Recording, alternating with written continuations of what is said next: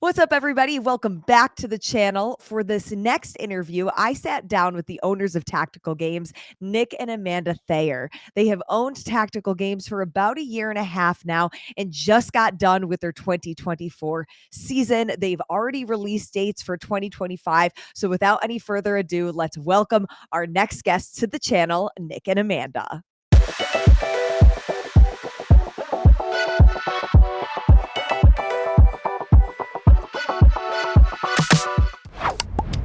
Nick and Amanda showing up in the same outfits today. Who got dressed first? I got dressed first. I'm going to put that on the record. I was out of the closet.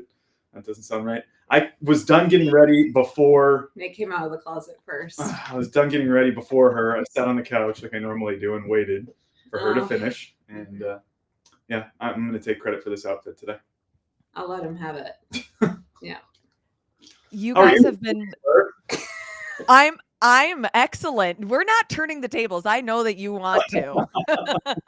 But this is dedicated to Nick and Amanda Thayer. Oh. I cannot believe that this is the first time that we've actually sat down and had an interview. It's like I hang out with you guys a lot during Tactical Games, but we're working or, working. So thank you for making the time to actually do an interview, let the audience get to know both of you more and this awesome sport that you guys are building.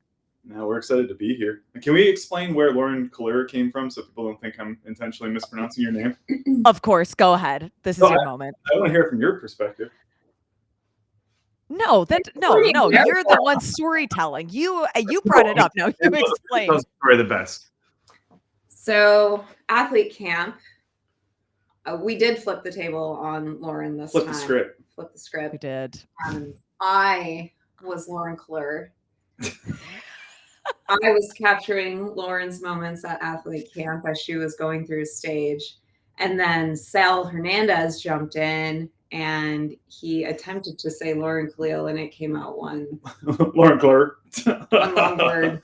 So if you guys are watching and trying to understand why we mispronounced Lauren's last name, that's why. So just a little tidbit, a little behind the scenes. And then we've adopted the last name. So now I'm Amanda Kalil and you're Nick Kalil. We've got Ro Kalil. And there's a whole lot of Kalils. If you were wondering, Tactical Games is just full of Kalils now. All because of Sal's great moment with Amanda commentating while I was at athlete camp, which was so much fun. And we'll get into where we'll be competing later in this season, but we're not going to get there yet. I might be winking at somebody who might be sitting there. I don't know what the hell you guys are talking about. I'm competing at that event. Might have to do some rock, paper, scissors, shoot. But okay, before we totally derail, I do have actual questions and things that I want to talk to you guys about. Well, first of all, congratulations. You recently got married, official Thayers? Yeah, I guess almost. She hasn't done it yet, but that's the plan, I think. I'll do all the paperwork and change all my documents at some point. Yes. Yes. I mean, Cherry is a great name, so I understand that. I mean, Thayer's a cool name too, but Cherry is a strong name, so I can understand the hesitation here. Yeah. Yeah, we've been together for 14 years. And we made the decision a couple months ago to get married a couple months ago. And it came about 2 weeks beforehand. And there were 8 of us that were at the wedding. And it was an incredible experience. We went out to Sedona, had some of our best friends out there, and everybody had a job and everybody helped and contributed. And it was a really, really cool event. We were going to have you live stream it, but I don't think we can make it. So, yeah, no, it was great. It was fun. It was the best day of my life. Oh, that's amazing. I loved the pictures that I saw of you guys, and it really was this beautiful, intimate setting. It's funny because you say you've been together for 14 years. This is something that came together last minute, but from a business perspective, what you guys do with your business, nothing really comes together last minute. From my relationship with both of you, you're very organized. You're looking ahead. You're doing the logistics. Let's just go back to when you originally purchased Tactical Games about a year and a half ago, and what kind of led you both to that decision? Well, I know it led Amanda there. That was me. But it's I came into the sport as a competitor. I was never a great competitor. I was never winning. I just loved it. I love the people. I love the community. I love the push that it gave people. There were so many things that I thought had value. And it was a no-brainer for me when the opportunity came about. We had just moved to Texas. I quit my job in the defense industry and convinced Amanda to come along, and we uprooted from our home in Florida and came out to Texas. And the opportunity came because the old owner was ready to start spending some time with his family. This sport, owning a company like this requires being on the road constantly. It's constant work. It takes up 100% of our time. And when you've got two kids that are at an age that it's incredibly important, and the future of where they're going to be depends on your interaction with them at that time. He felt it was a better opportunity to put his energy towards his family. We were able to reap the benefits of that. And since then, I've just been doing everything that we can to grow and push the sport and encourage new people and new competitors and try to reach new markets. It's, we are so invested in it that I think we think everybody knows about it. And it always shocks me when somebody doesn't. But truth is, it's probably, only a fraction of a percent of people in this country that know who we are and what we do. So any opportunity to get in front of new people is important for us. And what year was that you started competing, Nick? I started in 2020. It was the first event of 2020 in a place called Meridian, Mississippi, which most people couldn't pick out on a map. But I showed up. I found out about the sport about 2 weeks beforehand. I showed up and I had the time of my life. And I was terrible at it. As far as the shooting aspect of it goes, I'd been doing CrossFit for a long time, so the fitness was a breeze for me. In the division that I entered the intermediate division, which is our lightest division out of all of them. And I didn't know what to expect, so I signed up for that and went out there. And the fitness was very easy, but the shooting was tough, and I got beat. And I was beating people by, if it was a 12-minute time cap stage, I was beating people by 6 minutes, and still wasn't winning stages because I just couldn't shoot. So I continued to push on it and got a little bit better, but never really reached being great at it. And instead took it in a different direction because I believed there was much more value in me putting effort into explaining to other people what the sport is than putting that time and effort into becoming great at the sport.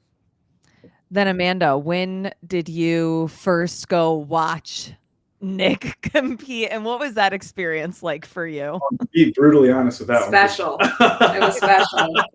I know the story, but I know that everybody else needs to know. I told you the story the day we met. I think so too. Yeah.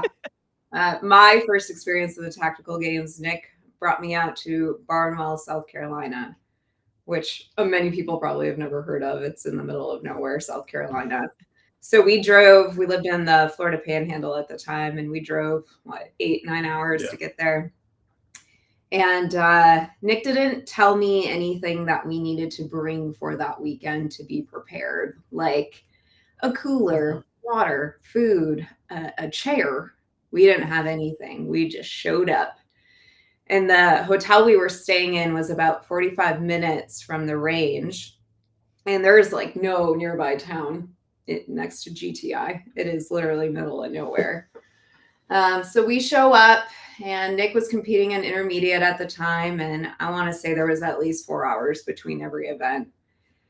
And I'm trying to watch him compete, but GTI is this decommissioned nuclear facility. So there's these, buildings that the competitors are running in and out of. It looks really cool. To me, I was like, oh, this is like adult laser tag. This looks pretty cool. But I don't know what the hell's going on inside these buildings because I'm on the outside and I can't see anything that's happening. Not to mention it was 115 degrees that entire weekend. And again, I have no supplies. So come Sunday, end of day, I have no poker face, and Nick could see that I was pretty miserable. And I looked at him and said, I support you and your hobbies. This is all you, but this will be the last event I ever attend. fast forward a couple. Joke's on her. Yeah. Fast forward a couple months later, I think there was an event in Utah. So he pitched it to me as, well, we could go road trip around Utah. We can vacation. Smart man. Yeah. And he got me. And after that, the rest is history. So the GTI is not a common. So for those of you that are interested in spectating, I promise you it's not always like that. Has changed quite a bit. GTI itself is as a competitor one of the coolest places that you can go and compete, because it is a decommissioned nuclear cooling facility. So there's tunnels and there's high angle shooting and there's a bunch of just really cool, interesting things to do there. But if you're a spectator, you're looking at buildings. It's not very spectator friendly. So one of the evolutions of the sport over the past couple of years has been trying to make it more spectator friendly.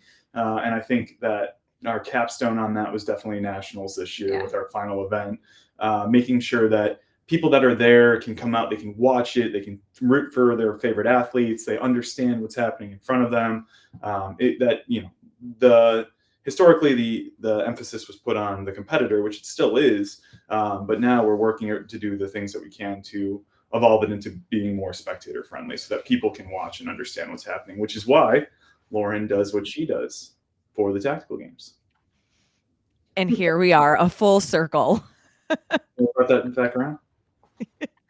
So Amanda, was it seeing different locations and how a spectator could experience it? Is that where you started to gain this interest and love and desire that eventually led you to wanting to be part of the ownership of the company? Yeah, and with anything that Nick and I have done throughout the course of our relationship, whether it's a job or a hobby, we go all in, and we have always supported one another in that. So the more that he was dragging me out to these events, then I just started volunteering as much as I could. And I think anyone who has come out to one of the events and experienced the community there, that's what pulls you in. Yeah. So that's definitely what pulled me in, was the people. Yeah. And I've definitely experienced that firsthand for myself as well, even coming out to Nationals in 2023 as my first event, and really just the way that people want to help everyone. It doesn't matter what division you're in. It doesn't matter if you're competing against each other. It really is this very unique community that, unless you experience it, you really don't know what that feels like. And speaking to Nationals this year, it did have that vibe and that feel of so many competitors out there cheering for each other, and the vendors and the spectators. What would you both say that, just kind of seeing it come full circle about a year and a half after owning this company, what some of the biggest wins were from Nationals in the 2024 season as a whole?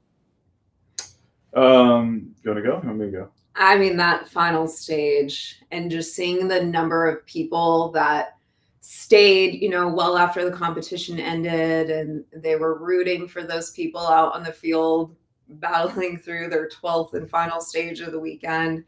That was incredible to see, to stand back and just watch. That was the highlight of that weekend for me. And I think we learned that if we bribe people with food, they'll stick around longer. A good taco never fails. Yeah. Right, there's a taco station where people could stick around. And we hired a local company to come out, Texas Taco Kitchen. They're a fan favorite. They set up a full taco bar before awards, so that seemed to hold people over. So if you're ever looking for a secret behind keeping people at your event, it's tacos. Free tacos. Tacos. Punch and fly. Free tacos and some action going on to watch as you enjoy your dinner. Yeah. It was definitely, we had done an event under the lights last year, and we did it this year Saturday night. We had some cool finishes to the competition. But this year, just the visibility, the way the stage was laid out, the cheering for the whole crowd, or for the whole division, just everything about it. That was definitely the culmination of a lot of hard work over the year.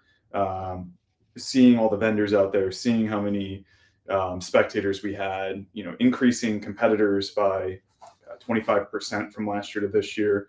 There was a lot. It was a great finish to an awesome season that I'm very proud to have been a part of.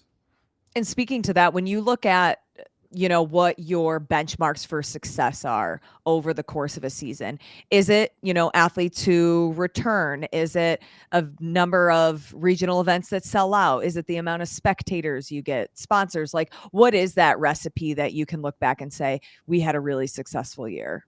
Yeah, that's a great question. There's a lot of metrics that we use for it. Definitely event attendance, sponsors, reach. We're starting to evolve into, and I don't want to say evolve it. The sport is changing into a spectator sport as well. So that's a new metric that we're looking at, is how many people are watching. Because, one day I hope that there are people, much like CrossFit, which I know you're very adjacent to, people that never actually compete in the tactical games, that are still interested in shooting, interested in getting fit, interested in changing their lifestyle to something that's more healthy because of the sport. So, that's a big part of it. A big part of it too is we want to impact as many people as possible through all different means. That's getting competitors out, that's getting people out spectating, that's getting people interested in fitness and health and wellness. There's, so that's really our metric, is how many people are we. Yeah, and I don't want to say weeks. It's not us doing it, but how many people is the sport impacting? How do you measure that? I have a big stick. I take it outside and I run it around. And there's metrics that we can use, like we see impressions, we see visibility, we understand like how our reach is expanding on our social media platforms, and then numbers, views, engagement, things like that. Yeah, of course. Thank you for summing that up much better than I did. Yes, exactly that. It's like any. And those are things that we look at constantly, and things that we, how many sponsors are interested? What's the temperature on the sport? What does the industry think about it? What is new interest coming from outside? As we see more and more people dipping their toes into the sport, it's that's really a lot of it. So it's not one place or one thing. It's not a number on a spreadsheet. It's a culmination of a lot of different things. When new competitors get into the sport, I don't know if you guys have a survey for this. I know that you guys have surveys after people compete, but I'm curious, maybe this is more word of mouth. Is there a number one thing that people say, this is where I heard about tactical games, or this is where I saw it, or like, what's that number one thing? It's usually our social channels, yeah. YouTube, Instagram. I would say second is word of mouth. Yeah. Yeah, we don't do any traditional means of advertising. We don't, because of the space that we're in, we're restricted on some of the ads that we can put out there, and some of the things that we can do on different channels. So, we can't boost posts, we can't buy views, we can't, and it's tough for us to market. So a lot of it comes down to people coming out and enjoying themselves, having a good time, believing in what we're doing, and then sharing it through their own eyes. That's really how a lot of our growth has happened. And kind of speaking to that, I think people that follow me know that I don't really ever do political content, but I think that it would be a disservice to not ask this question, given the nature of the sport, due to the results of. Oh, sorry. What did you say? I voted for RFK. Just kidding. Oh. Due to the results of the election, being a Republican president, having guns as part of your sport, does that change the trajectory of the growth, or what is the results of that in the sport? Is there anything that you can point to and say, oh, this will benefit what we're trying to do here? So 53% of Americans are gun owners. So it seems to not necessarily follow party lines. And I don't think that support of the Second Amendment should be something that follows party lines. I think it should be bipartisan. There's a reason that our forefathers put it into the Constitution. There's a reason that it exists. So the election results, there's a misnomer that Republicans are better for gun control than Democrats, and historically, that's not necessarily the case. I think a lot of people think of a Republican as being a gun-toting, MAGA hat wearing, whatever it might be, and that's not always the case, for sure. So it'll lean more on what happens outside of the president, and more on the side of what happens with the ATF, what happens with other organizations that are not the actual president. So we'll see. It's always something that we have to be concerned about. And if something does happen, we'll pivot what we need to pivot in order to continue to make sure people are interested in supporting it. So yeah. Sure. Looking on kind of the flip side of things, we talked about some of the things that, are great benchmarks for success. Is there something that you really wanted to have in 2024, or maybe you didn't know at the beginning, but now looking back, you do want to implement for the 2025 season? There's every year we look at rules, updating and changing rules, and we've got 5 years worth of data to build rules off of now. I guess it's 6 years worth of data to build rules off of. So we always change things on that. I don't say always. We adapt and grow in our rule set based on the volume of data that we have. Outside of that, there's always new implements and new fun things, and live streaming. Live streaming is a big thing. That's a big goal for us. Yeah. But yeah, nothing crazy. I mean, we're not going to institute a water guns or putting in airsoft or, people are PCCs, which most people pistol caliber carbines. There's not going to be any changes like that, but it'll be more small nuanced things to make the competitor experience better. That's always a big thing. The value proposition for our competitors is important to us, making sure that they feel like the money that they're spending is worth it. That's incredibly important, because I would never want to go out and spend money on something and then walk away feeling like I was cheated or I didn't get the full value out of it. So I think continuing to put effort into that is important for us. Is the rule book a living, breathing document that continuously changes, or like when you release your 2025 season and all of the locations, do you also have, okay, this is going to be what the rule book is for 2025, or is it constantly updated? Yeah, no, exactly what you said. So we don't make changes to it during the season unless there is something that happens or there was, an interpretation basically that came out of it. We'll make clarifications and then we'll make updates to the rule book, but we make everybody aware of it when it happens. Outside of that, we'll release our 2025 rule book here over the next couple of weeks, and then that will be the rule book for the entire season. Again, it would have to be something egregious or catastrophic that caused us to change it, and we would make it well known if it did happen, because we don't want our competitors to find out that a rule changed from the year before in the middle of a competition, and then it results in them losing a score or something like that happening. And we often involve the community in any decisions we make when it comes to any major rule changes. Yeah. There's often, a poll taken, and we get the community involved, so they're a part of that experience. It's not just us making a hard and fast decision. Yeah, it's important to us that the people that are actually competing in the sport are dictating what's happening in the sport. Yeah. Not every decision is open to interpret or open to community involvement, but the ones that we feel like matter the most to the people that are competing, we do open it up. We have a pretty massive Facebook group that's comprised of our competitors, and we'll put polls out there and handle things that way. What was something that did rely on the athletes in the community to change or implement a new rule? Is there something that comes to mind? There was red dots. I don't know how familiar your viewers are with shooting, but pistols have evolved over the past couple of years where they're no longer using iron sights, and now the industry standard is to have a red dot on your pistol. There's some people that say that red dots, the learning curve is steeper, but once you get there, it's definitely easier to shoot a pistol after that. Where shooting with iron sights has a more, I don't want to say linear progression, but it's an easier thing to pick up at first, but then it takes a longer to reach that apex.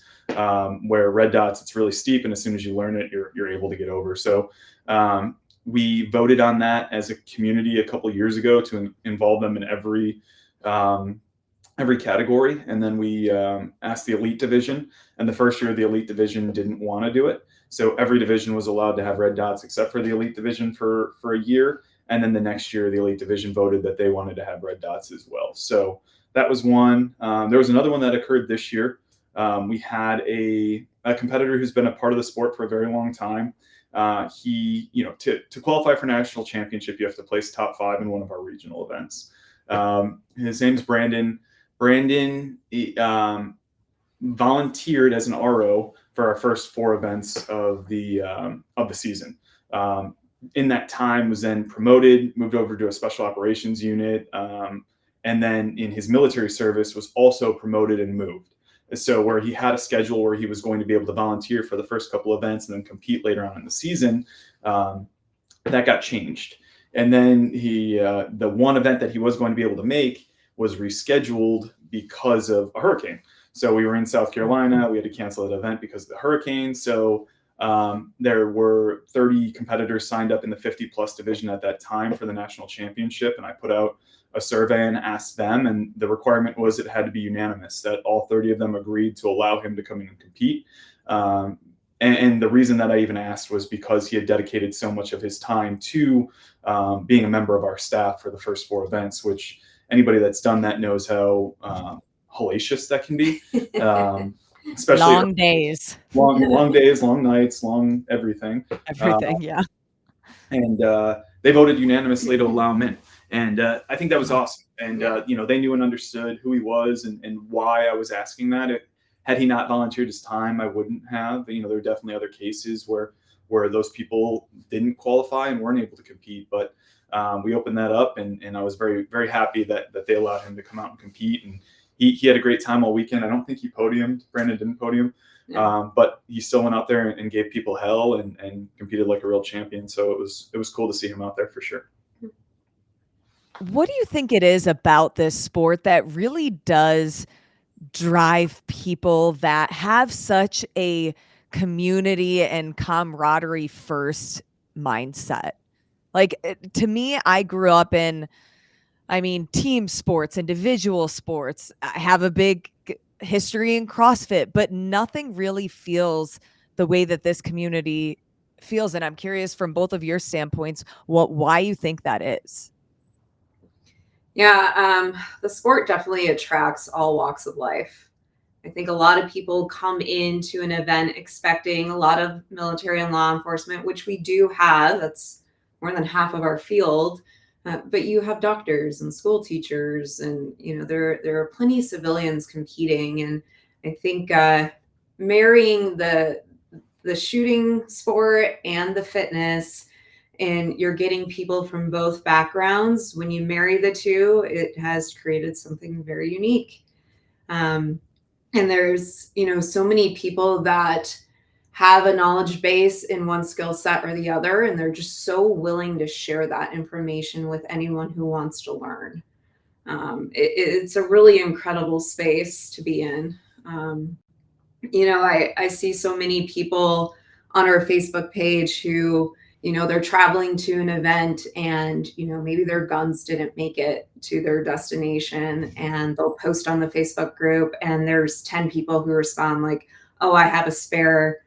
I haven't even shot this gun yet. You're more than welcome to use it for the weekend." So it's an incredible community of people that the sport brings out. I think a lot of it too is life experience. I think that a lot of the people that compete in our sport do something for a living, and that something is, maybe they might make their money behind a gun. They might make their money behind a scalpel. They might make their money doing something dangerous. It's just, when you've seen the other side of the world, the not so nice side of the world, the more aggressive, more violent, more real side of the world, it opens your eyes to a lot of things. And I think a lot of our competitor base have lived in that side, or have at least spent some time over there. And it makes you more appreciative when things are good, when things are nice, when things are, how we expect them to be every day. I think that really changes people's perspectives. And then when they find other people who are like that or are similar, they find peace. They find a home. They find the ability to relax. We have a lot of guys who are in our sport, and women as well, who are in law enforcement, who are veterans or who are still serving in the military, and they find a group of other people that don't take the freedoms and the liberties that we have as Americans for granted. They understand that there's work involved in keeping those things going, and I think that is what cultivates the community that we have, is a deep appreciation for everything that we do have, and for the ability to go out and do the things that we do. I think that's that, and then getting smacked in the face by a workout. whether it's the physical side of it or it's the shooting side of it. We have a lot of people that show up that think that they're one thing, and then it's quickly exposed that there's something else, and then that does one of two things. This is bullshit. This is dumb. I don't want to do this anymore. This is stupid. Or I need to get better at this. I want to get better at this. I found something that's going to push me and drive me to get better. And those are the ones that stay, and those are the ones that really create 99% of the people that we have in the sport. Yeah, and it's a great culture that you do see the latter, more people saying, okay, I need to come back and I need to be better and do better. Or even the adversity of the Utah event with all of the dust and the wind and people's tents blowing away. The amount of people that were helping each other make sure that we kind of all survived that together was this really cool, unique experience that I just personally haven't seen in any other sport I've been a part of. Yeah, no, you're absolutely right. It's a willingness to help. Because the person next to you is going to help you.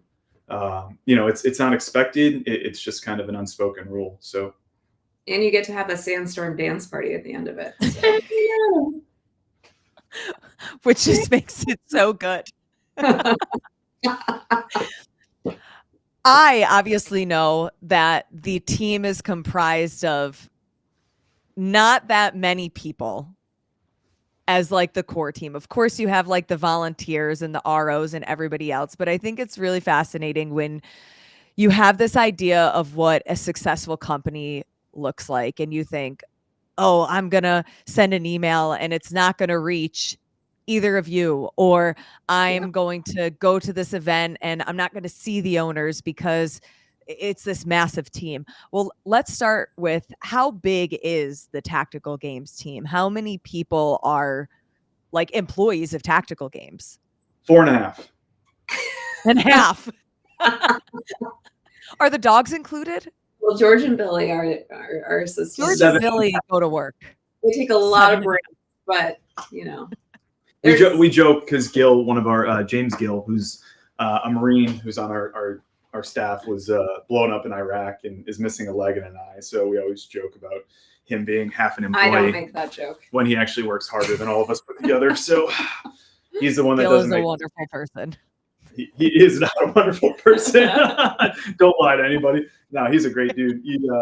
He's a bit gruff, but I think people love and respect him for exactly who he is, and we definitely do, and are glad to have him as part of the team. So to answer your question, there are 5 of us. And 2 dogs. Yes. And then we do have it. We have that. Those are full-time employees. We have contractors that work and support, and our event staff is usually 13 to 14, and then anywhere from 20 to 50 volunteers. Just depends on how many we have sign up for that particular event. How do you make that work? Copious amounts of alcohol. We work. It is 24/7. A big benchmark of success for us this year was, the people on our core team. So the 5 of us have all really found our groove in our roles. So when we took on the company last year, we were already almost halfway through the season. And it just felt like we were so reactive because it was, we're in the thick of the season. We just got to figure this shit out. Mm-hmm. Now that we're in our off season. No off season. This is our planning time. So when we had that opportunity in December and January of last year, that was our time for our team to sit down, refine our processes, understand exactly what our roles and expectations are. And everyone has really taken charge of their role. And, I think that really shows up in a lot of the feedback surveys that we do send out to the competitors and sponsors and volunteers following each event. And to see there's always constructive feedback in there, which we want. That's what makes us better. But, we're starting to see more and more of like, this is so well organized, everything is running on time. Like, that's such a benchmark of success for us as a whole, because we put so much effort into making these events the best they possibly can be. And, each of the 5 core team members put a lot of work in on the back end to ensure that those, 2 to 3 days of the event go as smoothly as possible and everyone has the best experience possible. Knowing that it is such a small, tight-knit team, and at the same time, you're trying to grow the sport. You say you're trying to get more eyeballs, trying to get more sponsors, all of these things. When you look at the big picture, like, is there a certain, okay, at 1 year, we need to get here with this team. At 2 years, okay, maybe we need to hire another position because we're growing too fast. Like, what does that growth over the course of the next, 1 to 5 years really look like? Yeah, it's as the team continues to develop and grow, it's putting people in places that allow us to do new and different things. Right now, all of us are heavily invested in operations.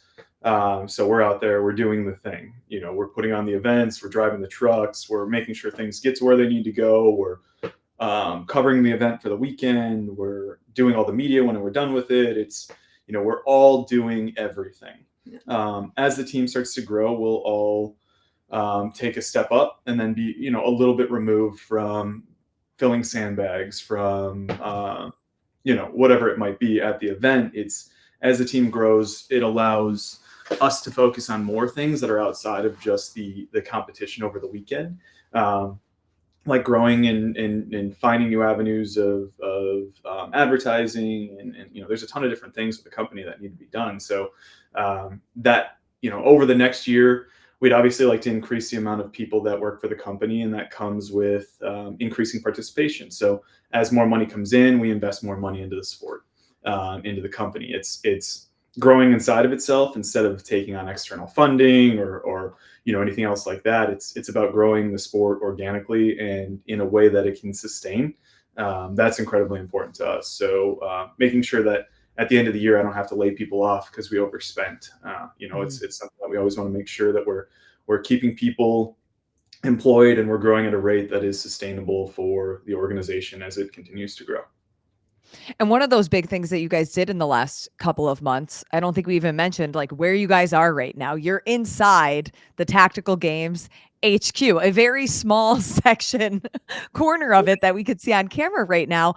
But I think that is really, yes, give us the whole virtual tour. It's amazing. There's a gym inside there with barbells, rigs, sandbags, plenty of sandbags. And then there's offices, there's a podcast studio. Why do you think that having a Tactical Games HQ was part of that recipe to growing the company? You want to give that one? Yeah, there's a lot of things here. One, we were operating out of our home for well over a year. Mm-hmm. And merch too. I forgot about that. Yeah. And we have a retail space here. So we were operating out of our home. One, our home was jam-packed with, merchandise, prize table, implements, equipment, like everything you can imagine was jam-packed in our home. And we were working out of our home, and being in a relationship and working with your spouse and working from your home, that doesn't create much separation for your personal and professional life. So this was a big leap for us. And, it felt like it legitimized our business a bit. And it allows us to create that separation between our personal and professional lives a bit more. It definitely still comes home with us quite a bit, but it does allow us to leave our laptops in the office and we can kind of create that space between our personal and professional lives. Getting all of those supplies out of our home was also a huge plus. We can now actually walk through our garage. I was also operating my training business out of our garage. So we have a fully outfitted gym in our garage that we no longer, have to worry about. But this was a big leap for us, and it allowed, not only Nick and I to get outside of our home and work together, but now our entire team has a place to come to, and we can all work together, which definitely streamlines a lot of our processes. Nick and I have always wanted to open a gym. We've been in the fitness space for well over a decade, and that's always been a passion of ours. So having a training facility that people could come to that was an inclusive environment where everyone felt included, which, I feel is what people feel when they come to a tactical games event. We wanted to create that same atmosphere here in our gym. So we have clients, up to 74 years old that train in our gym and do the same workouts that we do. So it's this hub that we wanted to create, and we're really proud of it. I think special place. Having people in the same space when you're working is incredibly important. Remote work's great, but it doesn't necessarily create a collaborative environment, or it doesn't facilitate a collaborative environment as well as being around one another does.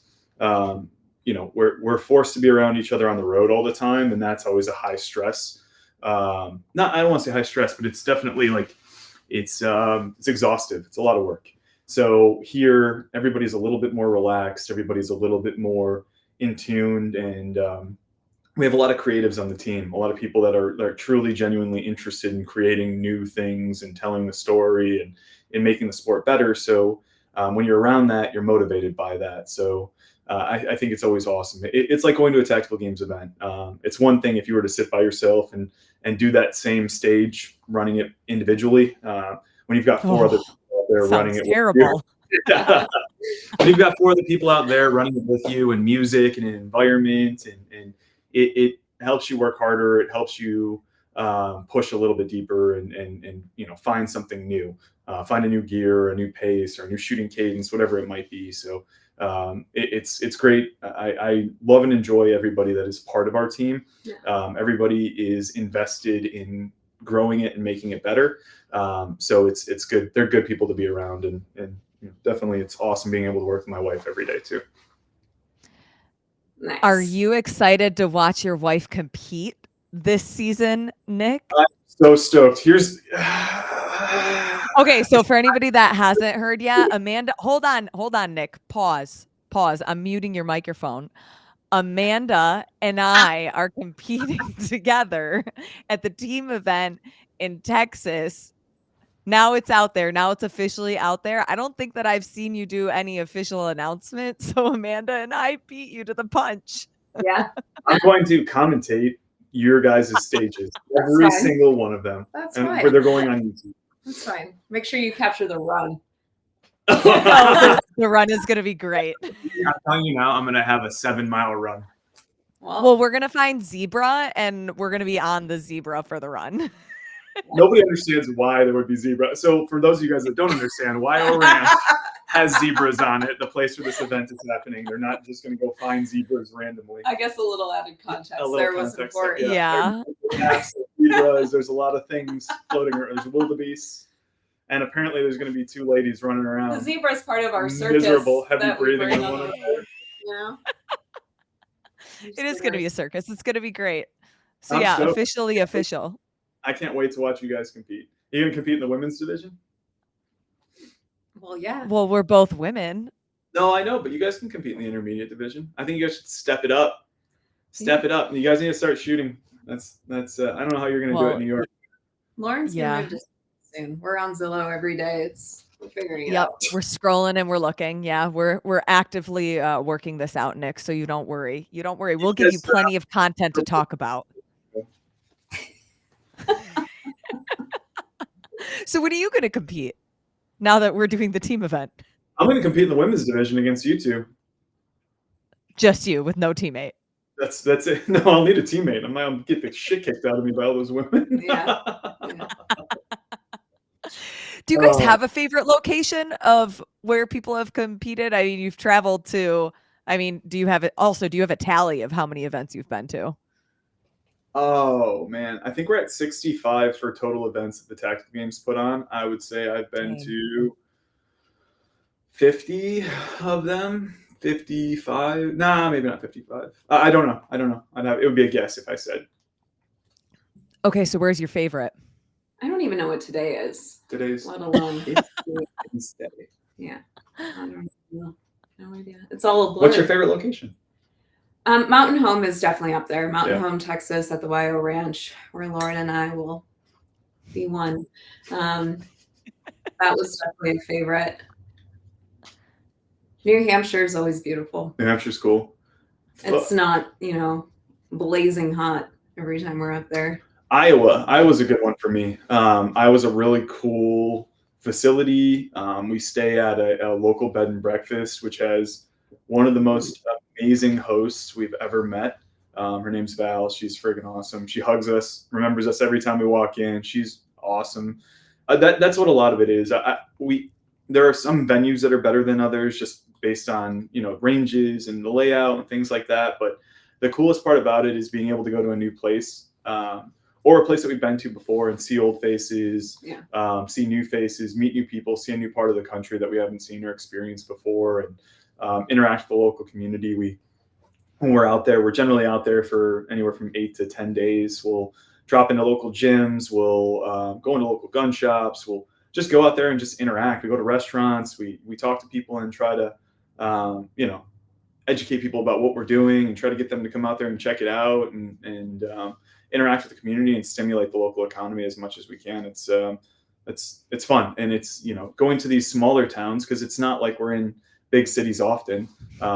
It's fun to go to smaller towns and see how that impacts them and their businesses. Yeah.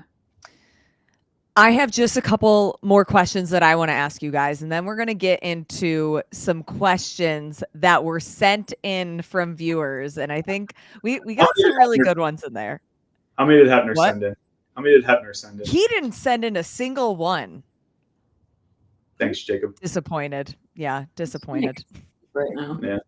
All right, let's go. What we got? He's got his hands full with two twins. Earlier you were talking about the rule book and how it's important to, keep the community involved and really put the athletes first. Kind of speaking to the parallels of the CrossFit community with tactical games community, one of the things, given with everything that happened at the games this past season, that is at the forefront is keeping athletes safe and really putting that first. I think maybe for viewers that might be watching or listening to this today who have never been at an event and they don't really know how it works, a big question that they might have is, how do you keep athletes safe when we're doing live rounds with firearms? So what are some of those things, just for transparency purposes, that you guys have put into place, and how you work with medical teams and things like that at your events? So as far as the firing safety on the firing line, we are very restrictive about how and when people move with firearms. When we run our stages and they're 5 wide, every single person has a safety observer there with them. That's basically tied at the hip. That's watching what they're doing. They're, much like you might see a judge in CrossFit. They're out there doing something very similar. They're tied to them. They're ensuring that they're clearing their weapons properly. They're for rifles specifically, our rifles get left on the firing line, pointed downrange to ensure that they're in a safe direction after they've been mechanically cleared. So we do the same thing with our pistols. Pistols get put into a holster after they've been mechanically cleared, and then they turn back up range and they go back to work. We don't perform fitness with loaded firearms ever. We have to go through that clearing procedure anytime we go back and do the fitness aspect of things. If there is any moving and shooting, it's always done with one competitor at a time. And same thing, they've got an RO that's not just they're a trained staff member that's there running them through the stage and ensuring that they're being safe. We never hot reholster pistols. A lot of accidents that happen on firing lines and in shooting competitions come from a pistol having ammunition in it and then people putting it loaded into their holster, which is something that professionals do all the time. But when you're doing things for speed, that's where you encourage error. So there's a lot of things that we do with clearing shots and just different ways and techniques that we have in order to be able to ensure that the rifles and pistols are in safe conditions whenever those things are happening. As far as competitor safety, obviously the things that happened at the CrossFit Games this year opened people's eyes to the possibility of things happening. And that's not, it would be ignorant to assume that hasn't happened in many other sports, that competitors have died during the things happening. So, Ironmans and run, swim runs and swim runs and those things, it happens. And it's an unfortunate thing. So it's our duty to ensure that competitors are as safe as possible.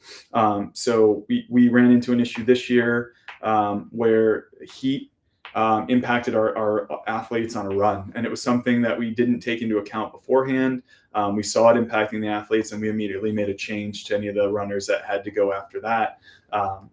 We operate outside for every one of our events. So we encourage hydration. We discourage copious caffeine use. I mean, there's a lot of things that we try to instill and say to our competitors.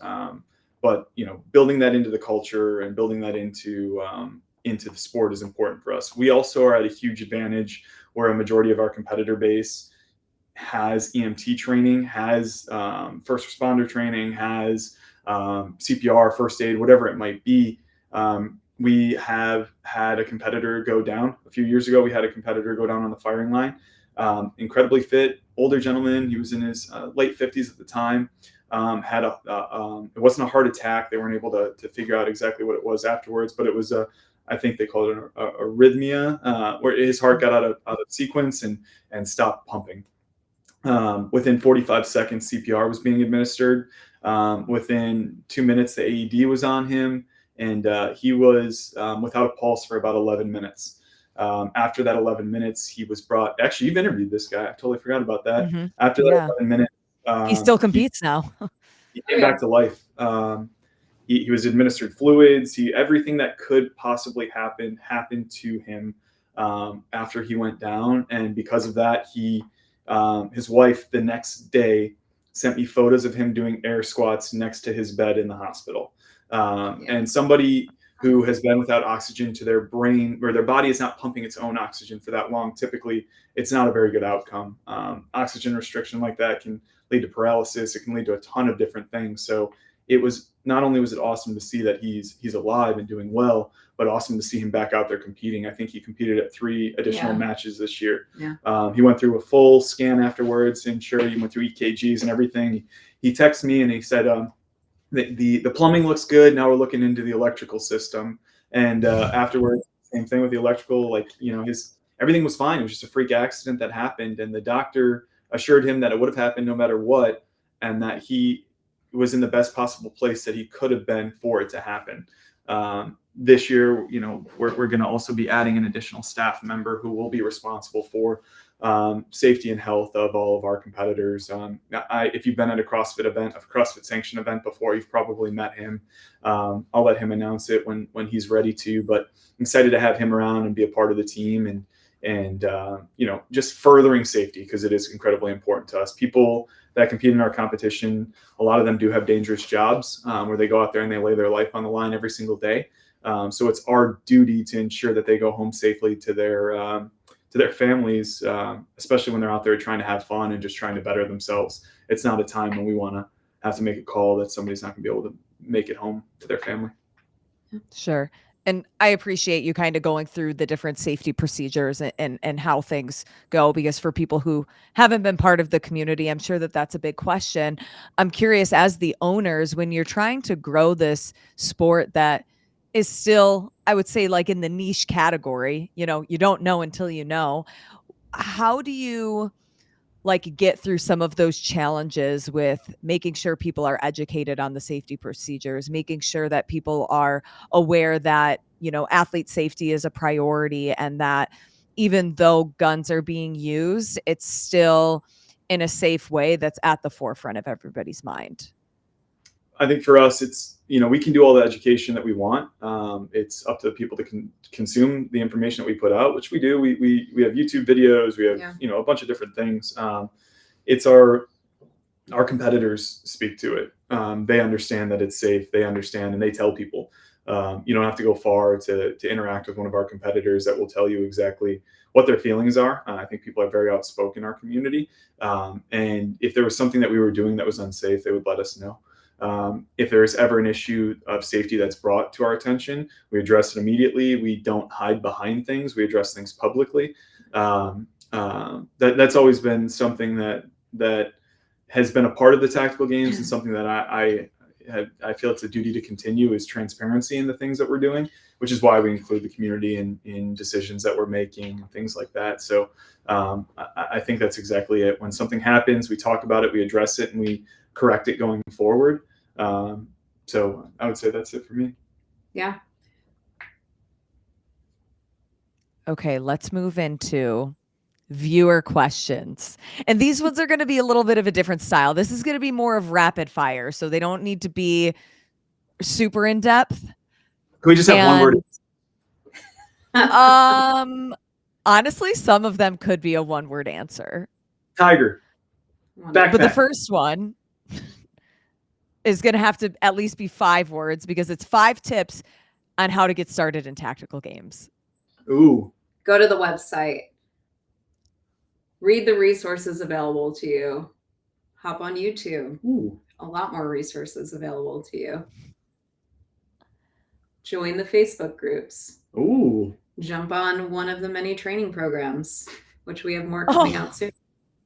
Volunteering is a great way. Volunteering is a great way to get introduced to the sport, what it is that we do, and get some exposure. Coming out to an event, asking a friend, find a resource. Like I got started because I reached out on Instagram to Nathan and Blair Drum, who are still competitors to this day. Blair finished third. Nate finished second in 40 plus. Blair finished third in women's elite.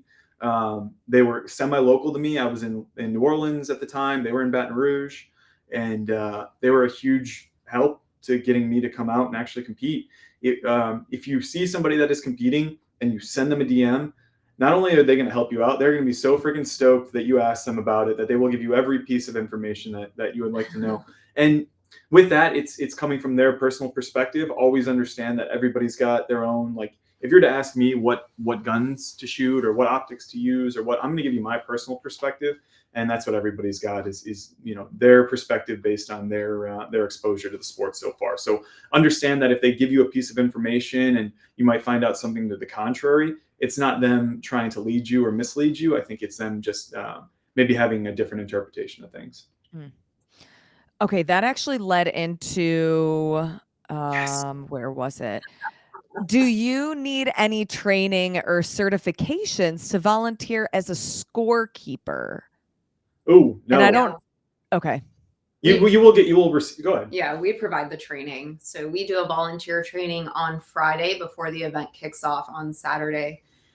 So you'll have everything you need. It's pretty straightforward to be set up for the weekend to volunteer.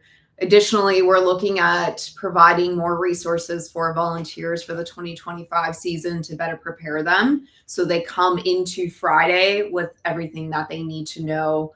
We do understand a lot of people, can't take work off on Friday to make that volunteer brief. So they come out Saturday morning ready to go. And we want to ensure that they're set up for it. Any plans to add in a military or service cup division? Oh, so we had a LE only or mil LE only division. One of the things that I am not a huge fan of is not allowing everybody to be on a playing field. There's no reason that people should be having, and I understand occupations dictate what your capabilities are, right? Like, so, for example, if you're a law enforcement officer and you're on shift work and you're working midnights one week and then you go to days the next week, there are some departments that do things like that. It inhibits your ability to train, and I understand that.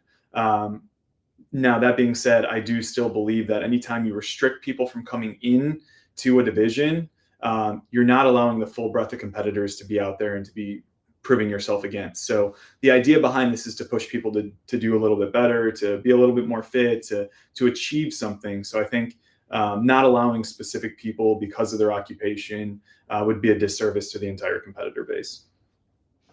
Bouncing off of that, this just made me laugh. Will there ever be a heavyweight division? Like for the big guys? Yeah. Zach Rodman's the biggest guy I've seen out there, I think. That's the sport is interesting because like your weight, your size, your physical characteristics don't necessarily dictate where you're going to finish on the leaderboard. We've seen that this year. There were 2 hobbits, CrossFit-sized people. Did you see Sal get over that wall? Yeah. He did the running man on the side of the wall to get up, and I will never get this image out of my head. It's amazing. In my head, every time he did it, I heard "ee." It's for everything that we do that being big has an advantage. We try to do things that being small has an advantage. So we make it so you're not just lifting heavy things, you're getting under things, you're getting over things, you're moving your body through space, you're running on long distance, you're doing the fitness is multifaceted to ensure that there's not a specific body type that is better or worse in the sport. This is specific to Nick, probably our most important question of the episode. Are you going to hyphenate to Thayer Cherry?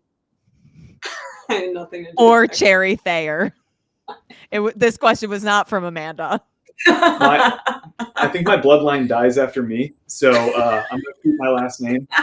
But I appreciate Amanda Cherry's last name, and I appreciate the Cherry family. So although it would be an honor to take on their last name, I think I'll continue to keep my own. Okay, so Mr. and Mrs. Cherry Thayer. Thayer Cherry. Just Thayer. Okay. Yeah, we were the Thayeries for a long time. Yeah. Just merged the names. Oh, the Thayeries is good. Yeah. It's our Wi-Fi network if you stay at our house. Oh, you're right. It is. Are you going to keep that? Yeah, we'll keep that. We'll keep the Wi-Fi network. It feels right. Yeah. Okay, it feels right.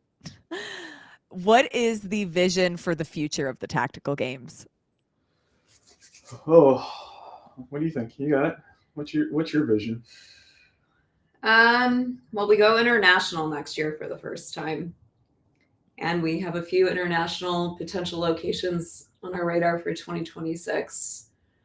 So making this a global brand is definitely a vision. Growing our training programs, that is a big focus for us right now. We have a lot of interest in the sport, and people don't know where to start. So we're expanding our training offerings both in person and online. We're also launching our affiliate program to gyms on January 1st in partnership with Training Think Tank, which we're super excited about. So making the brand more than just the games, we're expanding into creating an actual brand and lifestyle beyond just the competition. Yeah, I think the most important thing, the goal is to, I think it's like 27% of Americans would pass a PT test if they were put against it today. I would love to see that number, and 53% of Americans are gun owners. I would love to see that number come up so that the amount of gun owners equals the amount of people that could pass a PT test if they were put into it. So just encouraging health and wellness in our veteran and military population is incredibly important to me. That lifestyle is rough. Encouraging people to shy away from things like alcohol, things like other addictive behaviors that people use as a crutch when they serve in those roles and in that capacity, and instead encouraging them to be interested in fitness and health and wellness and things that are going to benefit them instead of tear them down and take away from them financially and impact their lives in a negative way. So my ultimate goal would be able to see more people in those communities interested in not just our sport. It doesn't have to be our sport, just health and wellness and an understanding of how some of the traditional escapes that are used in those communities can be negatively impact them, and that finding a new interest in being like pushing towards something better instead of destructive behaviors. With the training happening out of HQ, can people purchase a membership right now? Yeah. Okay. Yeah. So we offer daily drop-ins at our gym. We have an open gym concept, so folks can drop in during business hours. We have 24/7 unlimited access for our members to the training facility. And then we also offer a number of group classes throughout the week. We're shooting for February 2025. I don't remember what year we're in. We'll be hosting monthly seminars. So think like an abbreviated athlete camp, where athlete camp, you have 3 days of, going through 10 to 12 different skills from a number of instructors. We're going to narrow that curriculum down where we're now 2-day seminars. You have one lead instructor that has, a lot of knowledge and a specific skill set. So you'll learn 1 to 2 skills over the course of that 2 days, where we can really narrow down that curriculum and make it a more approachable price point, more intimate experience for folks who want to come out and get that in-person experience for training. And our goal with the release of this affiliate training program that we're doing with Training Think Tank is to impact more gyms. Obviously, I'm not one to ever say anything negative about CrossFit. I believe in the training modality. I believe in the idea behind it when it started. What I would like to see is a change in, or not a change. What my push is for is utilizing CrossFit to train for a bunch of different things. So this training program will be much like many of the other CrossFit training programs that you see out there that you would put into your affiliate, that you would follow as a group. And this is less with the end goal being the sport of CrossFit and more with the end goal being the sport of the tactical games, which doesn't include the high volume or, some of the high skill stuff, the gymnastics. It doesn't include a ton of the Olympic lifting. I mean, we do cleans, and it's got a lot more odd object work. It would have a lot more, it'll be strength and accessory focused with Metcons, but the Metcons kind of being, I don't want to say a secondary, but definitely not the focus. The focus is on improving the athlete's strength, conditioning, and agility, and accessories, because as a previous CrossFit competitor under a training program that was good and well written, I focused more on moving weight, on my times, on competing than I did on getting better, getting stronger, getting healthier. So the focus of this program will really be more on improving the athlete and not pushing necessarily towards a competition towards the sport of CrossFit. And the group at Training Think Tank, they have some of the most intelligent people in the programming space, in my opinion. I've worked with them before, and some really good minds that you guys are able to work with. When will that launch? You said after the new year? January 1st. Yeah. That's the tentative date right now. We're waiting on one final revision of the first 12-week cycle. And then once we have that finalized, we'll announce it for sure that it's going to go live. But you're exactly right. I when I was coaching CrossFit, which I did for 7 years, I met a lot of different people and a lot of different brands, and I knew games competitors and I knew regionals competitors, and I saw a lot of different things. I followed Training Think Tank. I know coaches that are at Training Think Tank, and I think they have a very scientific approach, and they're also completely willing to admit when something has changed and they're taking a new direction in their approach to training, which is something that I greatly appreciate. A lot of people have this complex where this is the way we've done it, this is the way we're always going to do it, and that inability to adapt as new science, new research comes out, in my mind is asinine. So I prefer somebody who's willing to continuously educate themselves, continue to learn, continue to grow, and that will be the plan for the program. Adapt, overcome, keep learning. I got a lot to learn before I team up with Amanda over there. Oh man, now I'm having anxiety about this. Okay, so as a first-time competitor, and then we'll wrap this up because I know that we're going long now. What is like the number one thing? I know you said obviously I need to shoot, and yes, that's true. But what is like the number one very specific thing that Amanda and I are going to need to hone in on before we go to Texas? Communication is super important. We got that. We can read body language, Nick. No, accepting one another for where you're at in your journey at that time, and not be disappointed in one another's capabilities, but instead encouraging one another and pushing one another and being out there and being a support network for each other.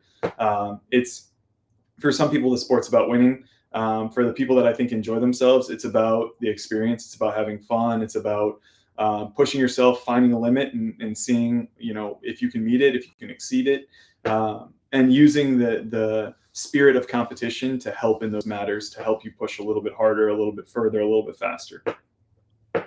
Amanda, you could never disappoint me. The whole time I'm like, what? We'll be fine. I think you guys are going to get into a fist fight, and I'm going to be here for it. It's going to be on a live stream. That'll be the first time that we can finally go like really live, and you'll see me and Amanda just like off their hinges. Yeah, fighting. All the riding off into the distance. That, again, full circle. We brought it back. Yeah, I'm going to take that miniature donkey, though. The zebras look real angry. The zebras were the one. So, okay, let's story time.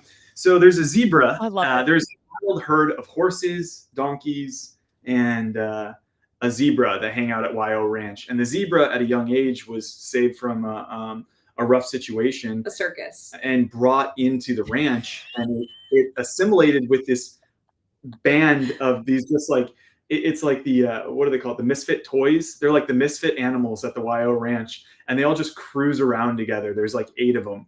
And it's a zebra who thinks he's a horse, and a donkey who thinks he's a horse, and a bunch of horses. And they're awesome. That's my favorite part of YO. And now it's going to be our whole circus. Yeah, the zebra was the one that protects the herd. That's like normally what the donkeys do, but that's what the zebra, he protects the rest of them. Okay. That's where we're going to leave it.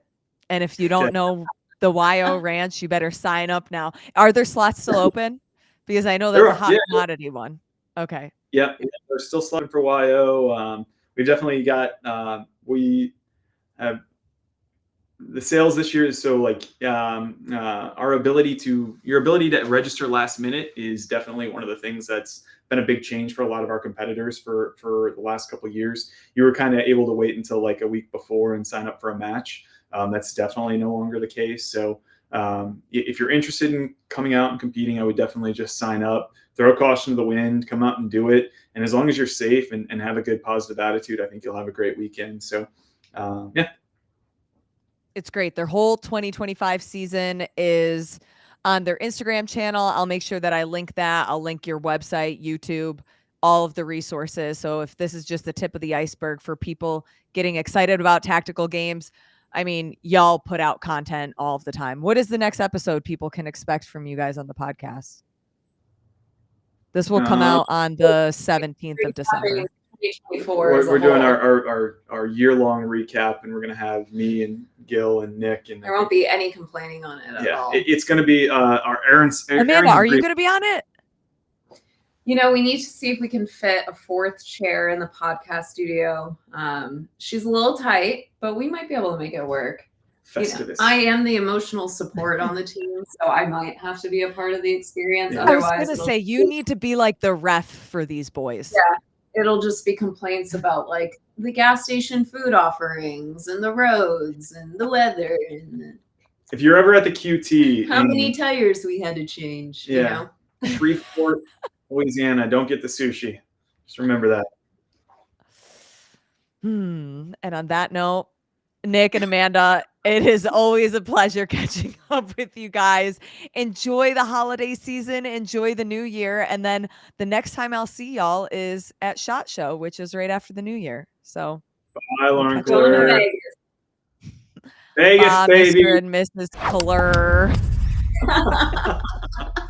Bye, Lauren.